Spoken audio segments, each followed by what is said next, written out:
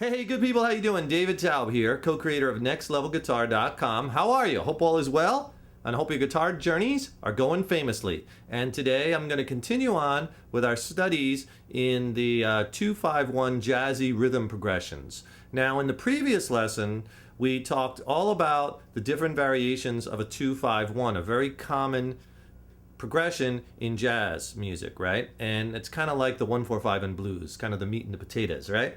And I showed you in that lesson the basis for the 2-5-1. We're in the key of E flat major, and we did a 2-5-1, a 2-5-1-6, and we did variations of 1-6-2-5, and then we did a 3-6-2-5-1. So I showed you all those different variations with the bass chords. And make sure you watch that previous lesson to get up to the speed. So on this lesson, what we're going to do is I'm going to show you some ways to substitute chords or comping when you substitute chords using a lot of altered chords and some chords that you might not be familiar with to get some really, really cool sounds.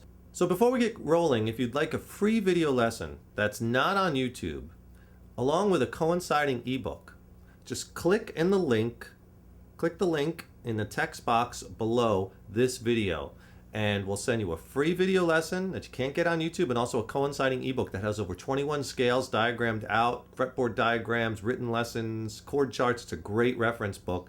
Just click on that link and we'll send it to you for free from Next Level Guitar. It's great stuff.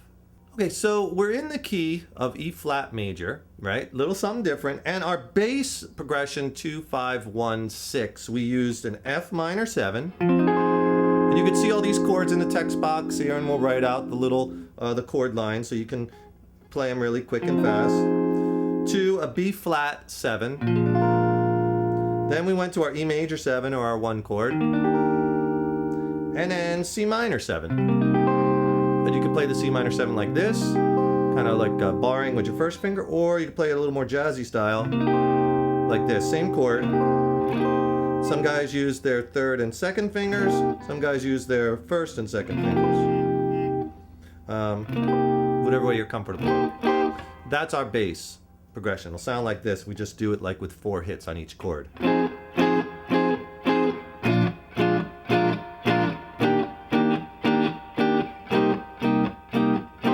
Very much a standard in the jazz realm, right? And you could, put like a more jazzier strum to it if you want.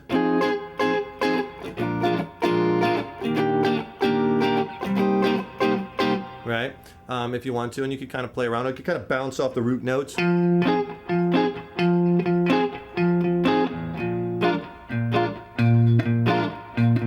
all I'm doing there is I'm playing root chord, and then I kill the chord by coming off pressure. So I'm hitting like once, root chord, then twice on the root, and then 3 times on the root. But you could do any rhythm you want, just think kind of like in a rhythmic, scratch it out, and then if you can scratch it out, you could say it, you could play it, right? Okay, so that's our basic 2, 5, right? Our 1 chord, E flat major 7, and our 6 chord, C minor 7. So now let's come up with some cool things that we could do to alter those chords to give you some different sounds. And I think you'll be quite surprised at the beauty of a lot of these chords. And it's very important to have a big chord vocabulary and be able to substitute chords. It's going to make your playing more interesting to the listener, and more interesting for you to play, and more fun, right? And all an altered chord is when you take at least one of the notes in a given chord and you alter it using chromatically, using accidentals.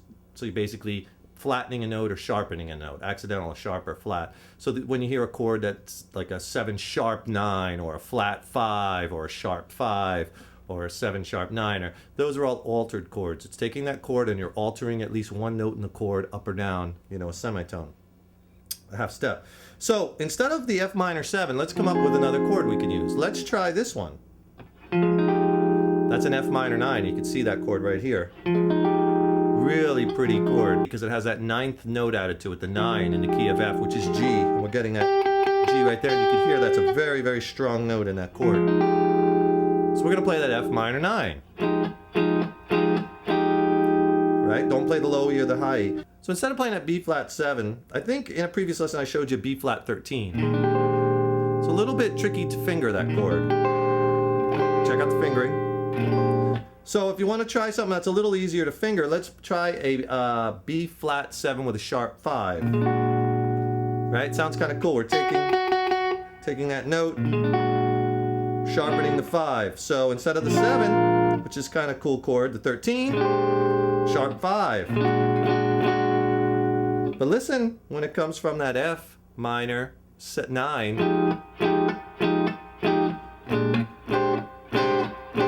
flat 13, right? It's a very different sound than the F minor 7 to the B flat 7. And we're altering these chords. You could even do that, and it's easy. What I did there was break the measure in half, play the B flat 13th, then scooch that pinky down half a step, right? And you got that F sharp. And you got that really cool kind of B flat 7 sharp 5. So you get this. Those are all substitutions for that B flat 7. Another substitution you could do, something, let's see. You could do this one. Get that high E string in there and then bar with your third finger, or you could use your second finger across the B, high E, and G strings. And then you have a B flat 7 with a flat 9 and a flat 13. Right, that's a kind of cool chord. Now I'm barring with my third finger here. You could do it with your pinky if you want to. And all these chords, we are not playing that A string. So you can go from that B flat 13 to the sharp 5, B flat 7, sharp 5, to the B flat 7, just flatten that third finger with the flat 9, flat 13. And that's kind of an interesting sound.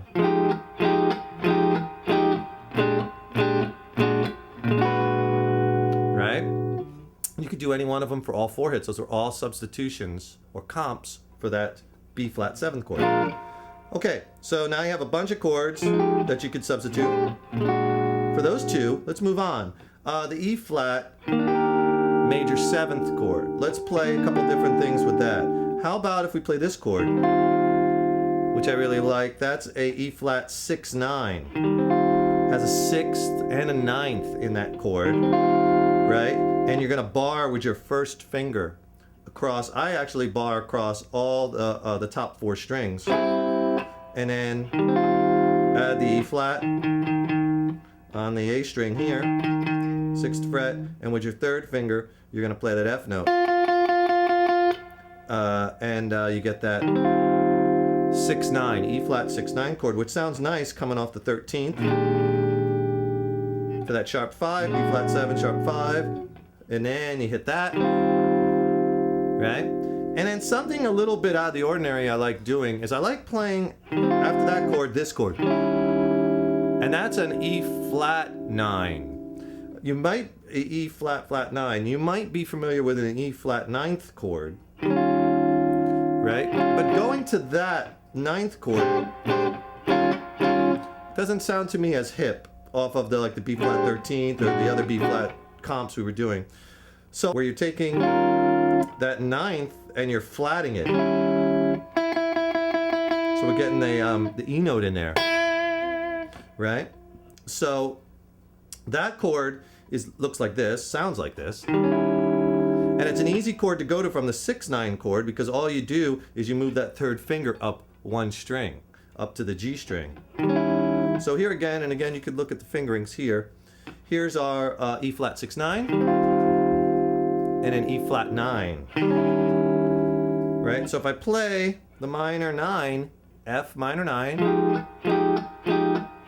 B flat 13th for 2 hits, then that the B flat 7 sharp 5 for 2, then go to that E flat 6/9 to the E flat 9.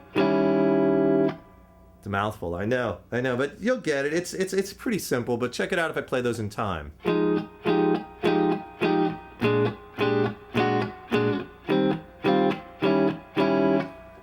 Sounds kind of cool, but it kind of is pulling toward that last chord, right? That 6th chord, which C minor 7, and you could play it this way too. Let's jazz that up a little bit. Let's play a C minor 9. And it'd be easy either way you're playing it. Just take the pinky, you're playing it here, and add it to the D note, the ninth in the key of C, and you have a C minor 9. I really like that 9 up top. Play the 7th for 2, and a 9. You can mix them up. Now if you're playing it this way, kind of bar chorded, just add your pinky again to that D note. Up top, right? Sound like that. Same sound, a little different timbre. Got that, and you got this.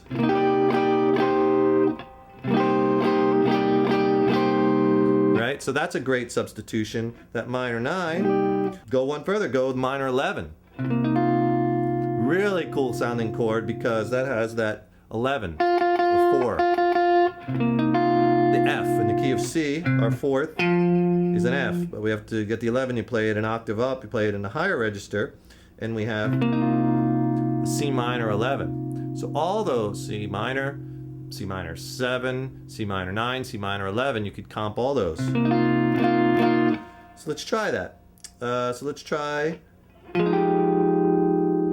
minor 9, B flat 13th, B flat 7, sharp 5, E flat 6, 9, E flat 9, minor 7, and C minor 7, C minor 9. Let's see how that sounds. Here we go.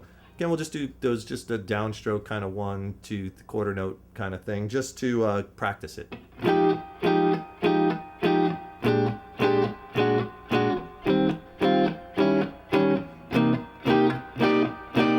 Not bad, huh? Let's do it again, but this time let's try going to the C minor 11 and see how that sounds.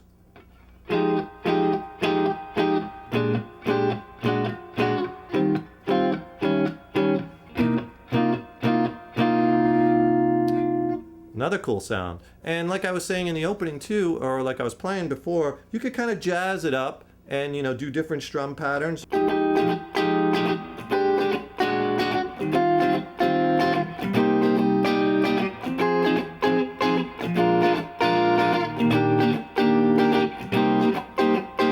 Okay, so there I was switching them around even more. So try them out, see what sounds best to your ears, and give it a try. And then try it with some of those other different formations of that, you know, progression like we talked about in the previous lesson, right? And add all those chords to your arsenal. And those are just a few. And obviously there's, you know, an infinite amount more. So experiment with those chords, you know, flatten a note or sharpen it and see how it sounds to your ear, and come up with some cool sounding progressions. And if you're having any difficulty changing, because some, as you get into adding more intervals to these chords, the fingerings can get a little difficult, just go back and forth between that one change.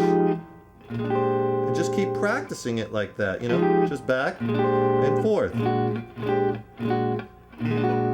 You know, and eventually you will get it. All right, so I hope you enjoyed that. In the next lesson, maybe what we'll do is we'll take and start coming up with cool lead guitar lines that we can play over each of those chords and start putting together a solo, so you can lay that rhythm down and then start soloing over it. Maybe we'll do some arpeggios and some cool scales and things, and that should be a lot of fun. So look out for that lesson. Remember to click on the link below if you'd like a free guitar lesson that is not on YouTube, and a coinciding ebook with tons of scales diagrammed out and all kinds of reference materials. Go to our website, nextlevelguitar.com. It's a full-on structured guitar curriculum, all genres of music, beginners, intermediates, advanced. It's absolutely packed, almost 1,000 lessons on the site. Enjoy it. I'm David Taub, co-creator of Next Level Guitar. See you in the next lesson. Rock on.